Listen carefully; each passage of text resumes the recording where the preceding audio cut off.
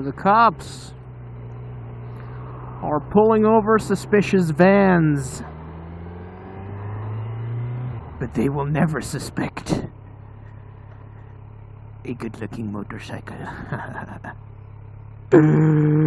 Ah!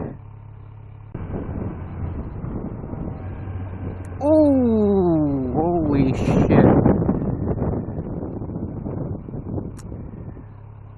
Ah, crap. Alles in orde? U kent hulpdiensten bellen? Nee, niks ge. Nou, ik heb exact hetzelfde meegemaakt. Exact hetzelfde. Dus Leer rijden, een paar lessen gehad, maar toch een beetje. Ja, ik weet dat is. Juist de gerecht en de pek, hè. Dat is verscheten, maar ik zeg het jongen, ik heb exact hetzelfde meegemaakt. De rest, we zullen zien. Zullen we bellen, hè? Heb u daar de nummer van? Ja? Oké. Sterkte nog, hè. Dat is graag gedaan. Jesus. The look that that kid has on his face is exactly the one that I had when I experienced something pretty much identical.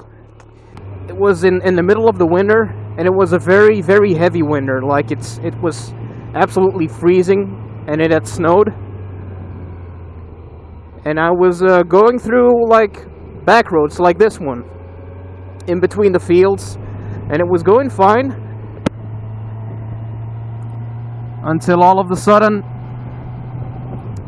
I wanted to make it was like a 90-degree turn,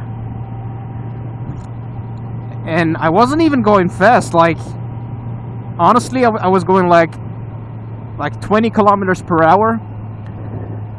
But in that turn, I don't know what it was. It was like some frozen mud or something.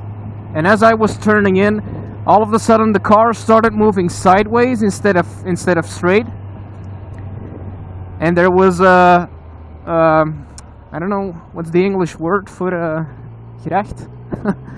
Yeah, something like this. I can't remember the word in English. And I kept sliding closer and closer to it. I tried to shift back into first gear to see if I had slowed down like that, because braking wasn't helping. And that didn't even matter, because I was still going sideways until the point where I just flipped with my entire left side into the thing. And there I was, looking like a complete idiot. And the funny thing is, well, it's funny now, but not back then. At least 10 to 20 cars passed me while my car was crashed into that thing, and only one of them, one out of, let's say 20, one out of 20 stopped to ask if I was okay and if I needed any assistance or something. Luckily, I was completely fine. Physically, but psychologically, I was I was a wreck, and that was actually my very first big accident, to call it that, because I had a minor fender bender before, but that one wasn't even my fault. But this one wasn't really my fault. It was more because of the weather conditions and the conditions of the road, because it wasn't smart of me to use that road at that time, so that was my mistake. But there wasn't really anything I could have done differently in that situation, because I was already going really slow into that corner. Yeah, I feel so bad for him, because I know exactly what he's feeling. Because not only do you just experience an accident, but it's right next to a pretty busy road, so everyone sees it.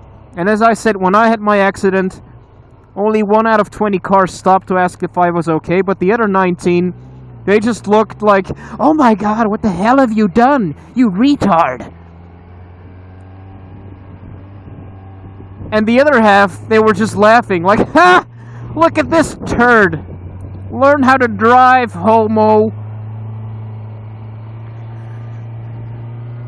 So yeah, you don't have it's not only the accident that you have to cope with, but also the reactions from all the people who are passing you by. That was really frustrating. That was actually the most frustrating part.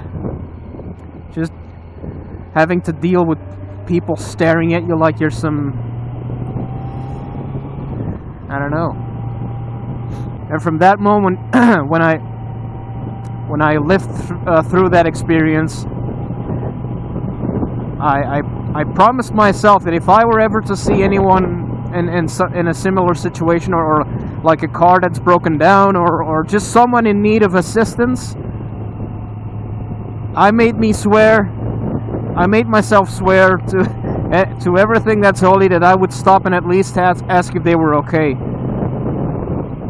Because I know how it is if you're in a situation like that and people just drive right past you. I know what that is, because I lived it. And as I said, I made myself swear that I would never act like that in a similar situation. If I ever, like just now, if I ever see something like that, I will, no matter what, if it's within my capabilities, I will stop and at least ask if you're okay. And if I can do anything, then I will try to do my best. Not mechanically, I have 2 left hands.